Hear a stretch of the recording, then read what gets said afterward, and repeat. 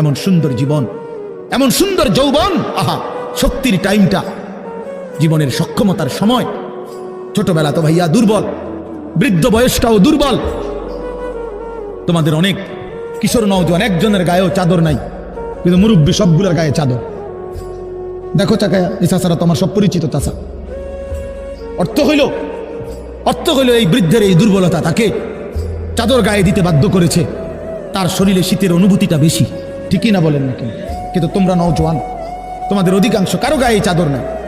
তোমরা দেখো ভাইয়া, আমার গায়ে কোনো চাদরই নাই। তাইলে বুঝাইতে চাইলাম এই শক্তির সময় যৌবন।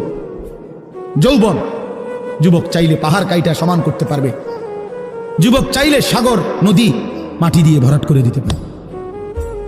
একটা এলাকার যুবক ছেলেরা যদি চায়, সবার হাতে হাতে মদের বোতল পৌঁছাই দিতে পারবে। একটা সমাজের ছেলেরা যদি চায়, সবার হাতে হাতে নামাজের মুসল্লাও তুলে দিতে পারবে।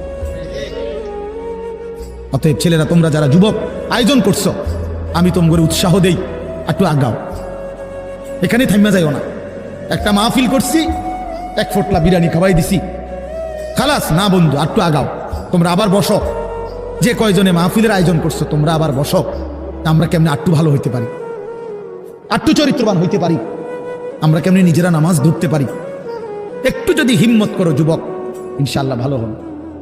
শনিবার দিন আমি আমার মাদ্রাসায়, এই শনিবারে সকাল 10টা থেকে বিকাল 4:30 পর্যন্ত, এইবারই প্রথমবার আমি আলাদা 16 বছর থেকে 30 বছরের নিচে যাদের বয়স, এই কিশোর যুবকদের জন্য আলাদা ইসলাহি মজলিসের আয়োজন করছিলাম। আমার শায়েখ আল্লামা মুফতি মুশতাকুর নবী সাহেব বয়ান করছেন, আল্লামা মুফতি আমজাদ হুসাইন সাহেব বয়ান করছেন, হযরত মাওলানা মুফতি ইউসুফ বিন ইকবাল বয়ান করছেন, আমাদের কুমিল্লা ক্যান্টনমেন্টের বড় একজন শিশু বিশেষজ্ঞ ডাক্তার মিজানুর রহমান, উনি বয়ান করছেন। আমি নিজে কিছু কথা বলছি।